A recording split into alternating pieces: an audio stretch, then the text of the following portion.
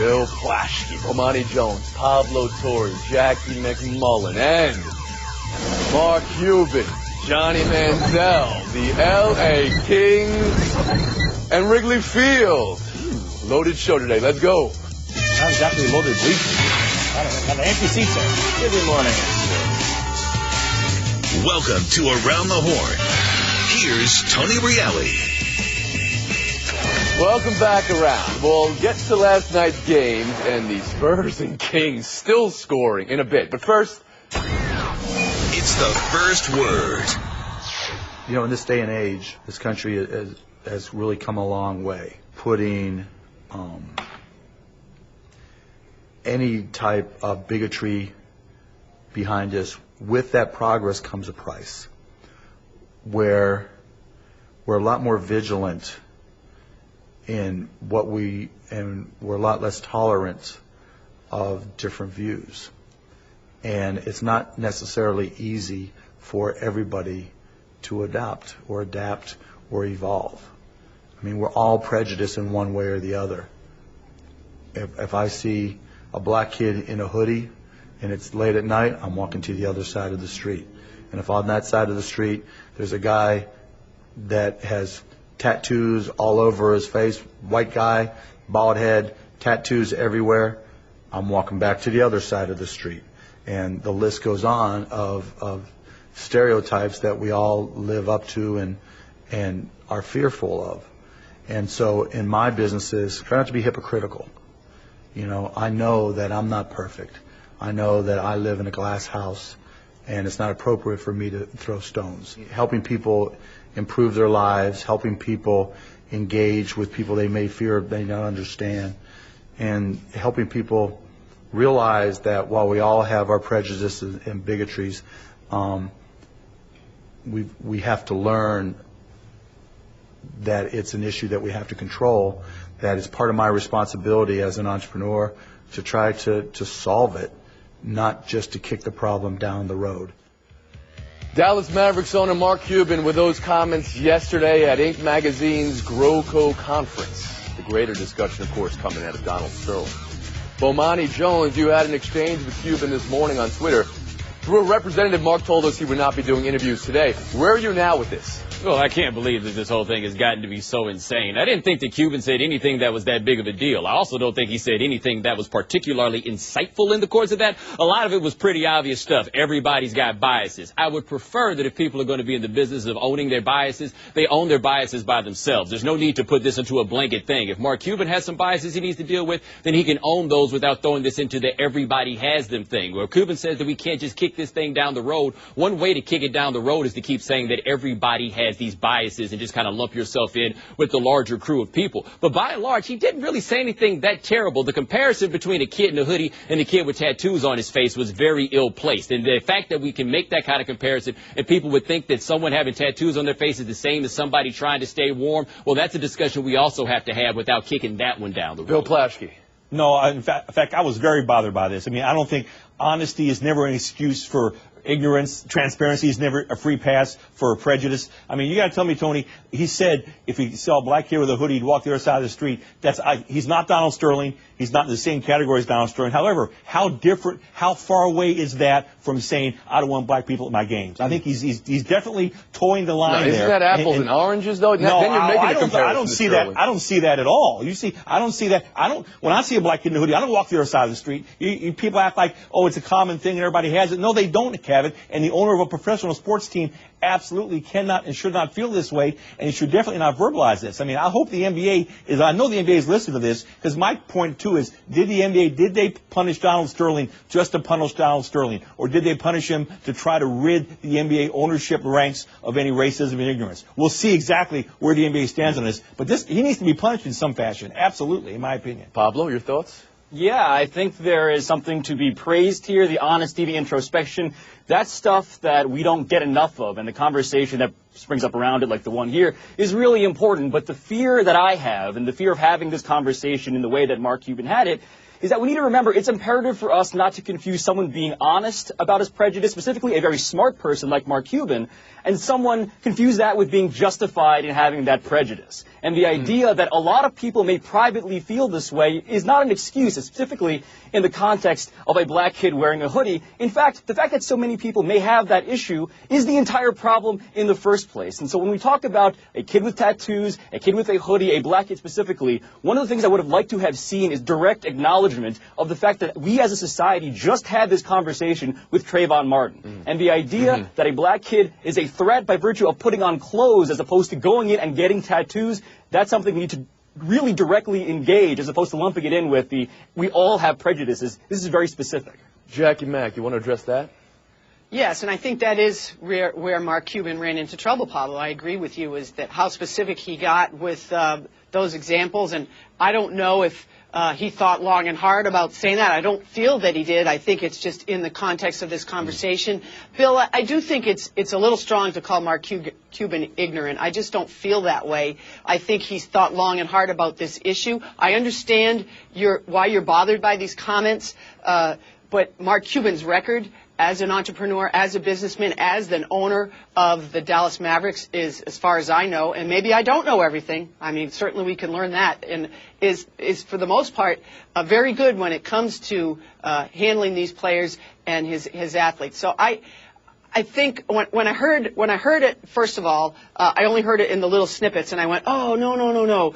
Then when I heard it in the larger context, I was like Bomani. I thought, not the best choice of words, but I'm not ready to condemn this man the way others are going to. Bomani, more thoughts? Yeah, but it's interesting. I don't see that many people who are actually condemning Mark Cuban. I haven't seen a lot of that. I've said at least the people that are coming at me are telling me I need to cut Mark Cuban some slack for his honesty, as if honesty is an intrinsic good, as the other guys have pointed out, which is simply not the case. We have the right to critique the things that Mark Cuban actually said. I don't think that it has to be a big deal in order to have the critique. It doesn't have to be an issue of the magnitude to where we start television shows with it. But some of the things he said were problematic, and they bear out having more discussion. All the people who say that they want these things to get better need to understand that the way that this happens is via discussion. By that token, if Mark Cuban wants to put this stuff out here, he's got to engage in the discussion also, and there are lots of people like me who have tried to reach out to him to talk to him about it instead of having like a Twitter spat, and he does not seem to want to do that. So I am willing to give Mark Cuban the benefit of the doubt if he would be willing to talk about it beyond what he said, because what he said raised questions. If the greater point is that all people have preconceived biases, are admitting prejudice is an important part of the discussion, Bomani.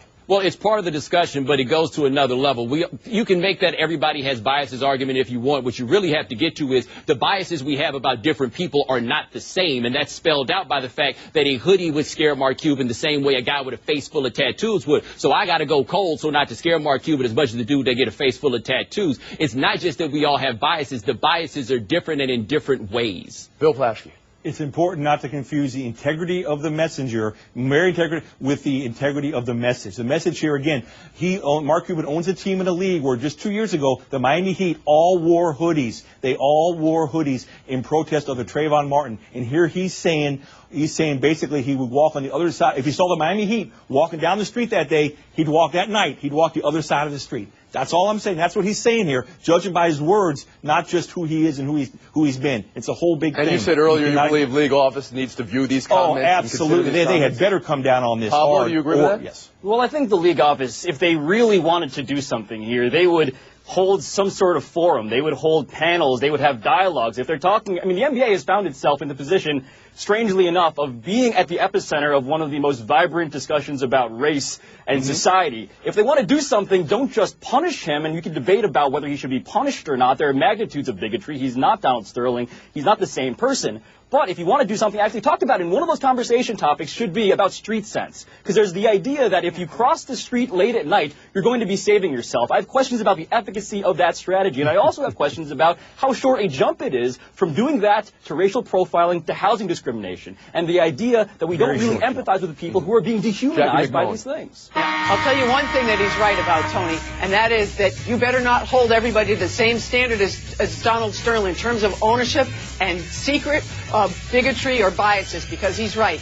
if you did, if everybody was out in the open, you'd have some problems. He's right about that. One thing that's interesting, if you talk about punishing Mark Cuban, I don't think they should take Donald Sterling's team for this, so I certainly don't think that he should be punished for this. If he wants to have the discussion, that's fine, but the discussion goes beyond just... Well, that's another point entirely. Hearing Cuban verbalize this, the ouster vote 2 weeks away, does that make you consider what other owners are thinking right now, Plaschke? No, I think other owners even more so now are saying they don't want any part of this. They're all going to vote to get rid of Sterling. What they think and how they vote are two entirely different things. All right, we've been Horn. We're going to take a break. Come back and be buy or sell time. Runs on runs on runs last night, both on the ice and on the court. Kings still scoring on the Blackhawks. Spurs still lighting up the Thunder. We'll be back in 2 minutes. Buy or sell. Flash, Jones, Torrey, McMullen, Zip, Zero, stingy with De Niro. We'll see what we can do about that in buy or sell. From mid-second quarter to end of third quarter, a 58-24 run for the Spurs last night. When you say it like that, it sounds like a lot. Through 2 games, San Antonio plus 52, largest margin in conference finals history through 2 games. 2 years ago, though, Thunder were down 0-2 to the Spurs. Went back to OKC, bing, bang, boom, went on to win 4 straight. So, Plaschke, I'm sure I could sign you up for that again, right? What part of you think it's possible OKC still in the series? 0 part, Tony. I haven't said that it's been a long time, but it's over. This thing is over with. And though the Spurs have won 7 of their last 8 playoff games, they've looked like the best team in basketball over that span. And remember, a couple years ago when the Thunder came back, they had James Harden and Serge Ibaka. Don't have either one of them now. Kind of missed the Plaschke who calls everything over. Bomani Jones, how about you? Yeah, man, the Thunder is Dunzo. I think I call them the Thunders. They're the Thunder as well. Yes, Plaschke. Yeah, but they're done all the same, just like I sound like I'm done. The reason they're going to be finished is they've got to get some good shots. We talk as much about the defense as we can, but when they had Harden, they had enough offensive options to overcome the coaching. Every shot they take appears to be so difficult. Pablo Torrey. Yeah, I think it's over. I mean, this may be the best argument for keeping Serge Ibaka over James Harden, the fact that they have to start Kendrick Perkins and their absolute lack of anything inside. But this is the best team I've seen in the NBA, these Spurs over the last 2 games, playing like this international team that's been together for a decade versus a team that's sort of been hastily thrown together, and now Parker and Duncan are actually well they are kind of an international team that's been together for a decade. Almost exactly, actually. Well, you know me. I always say until the home team has lost a game, it's not over. But even I can't say that this time because they just look so lost, Oklahoma City. And I feel that way as much on the defensive end, Tony, as I do on the offensive end. They can be a very aggressive defensive team when they put their mind to it with or without Ibaka, and that is simply not happening. I do believe this. Westbrook and Durant, they both have big games. I believe it's going to happen, but it has to happen in Game 3, and they've got to get more from Caron Butler. Hockey now. 6 straight goals in a row for the Kings last night. When you say it like that, it sounds like a lot. It sounds like they went on a run. Coming back from 2-0 in the game and preventing the 0-2 in the series. First time anybody's beat Chicago in Chicago all postseason.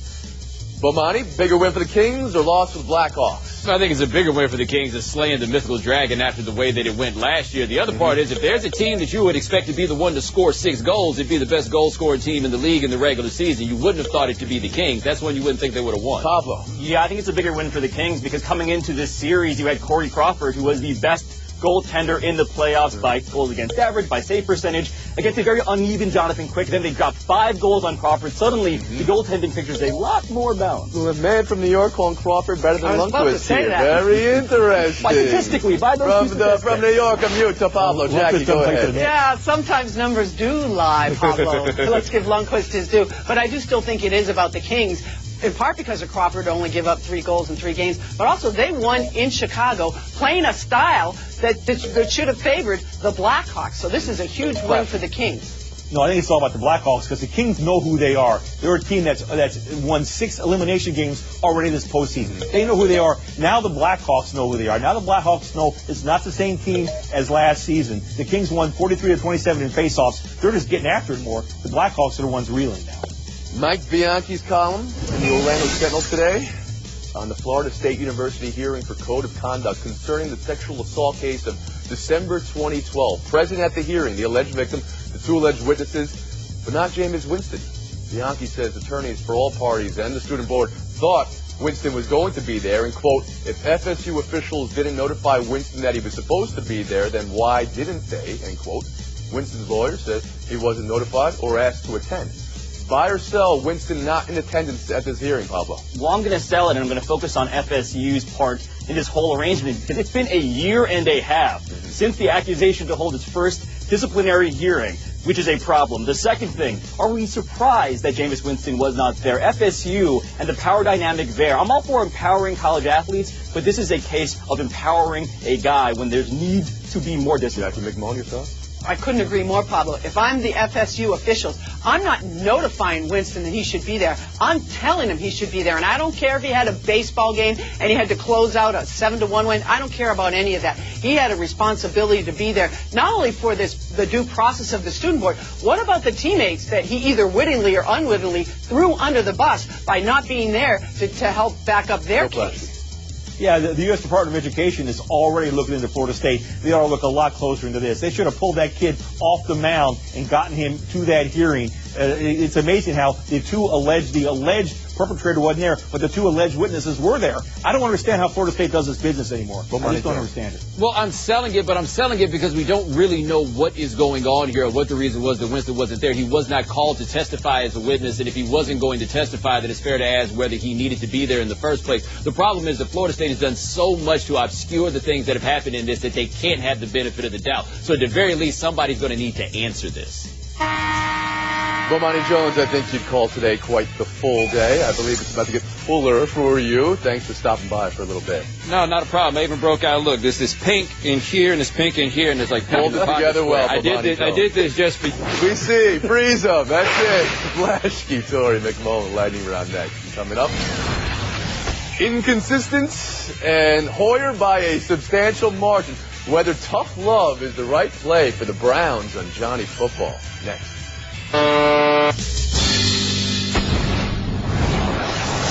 Flashkey 9, McMullen 6, Tori 5. Bomani Jones going to do a radio show on a television segment after a radio interview following a Twitter exchange.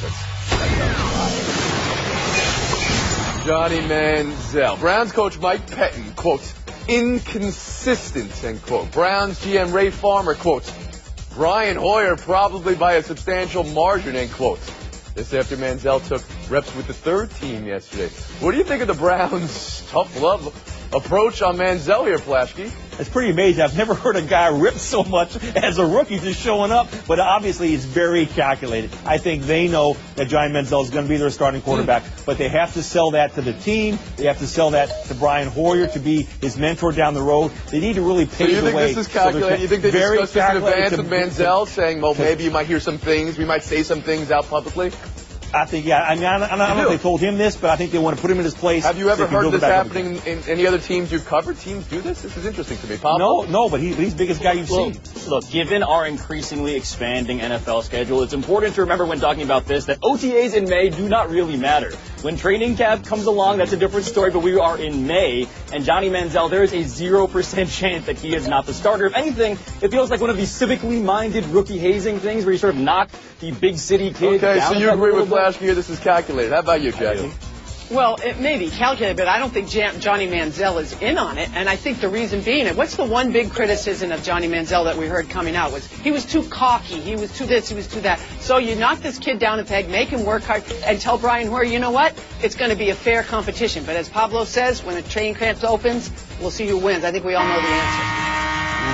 Well, we're still in training camp right here, but Pablo Torre is going to be the next to go with the last word.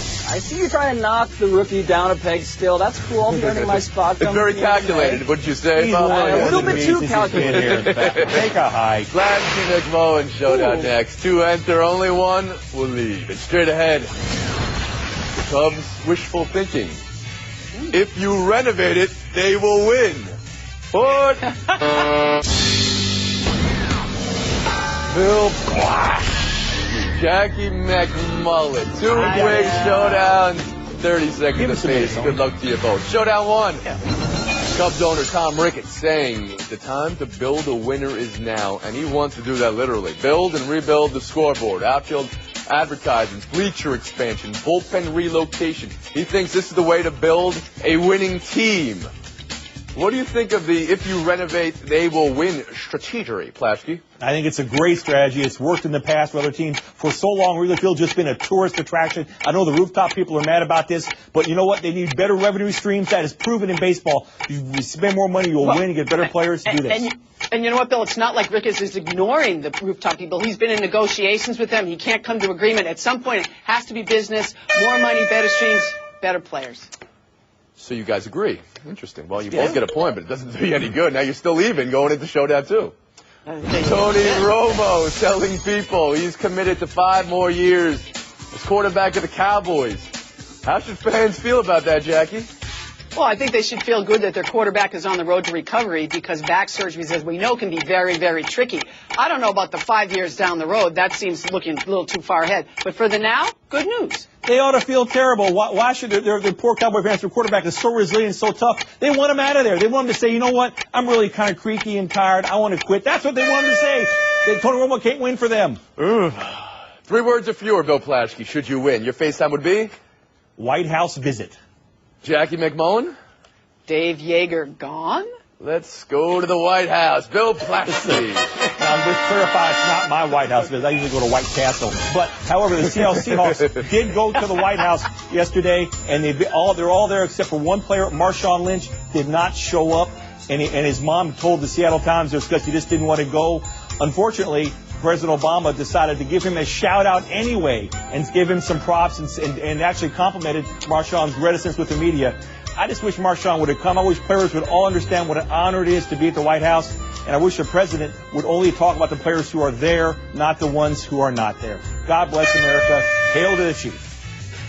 Okay. I mean, it's kind of more of a joke from the president there about Lynch. No, I don't think so. I think you give him a shout-out. I do stand by God Bless America at the end of every FaceTime from here on out. Okay, good. Well, folks, thanks for coming around. You forgot to mention Francis Scott Key. See them all around the horse. He's going to be a new coach for the Grizzlies. Seriously, some sliders. What makes the Indy 500 the greatest spectacle in racing? Michael Morgan.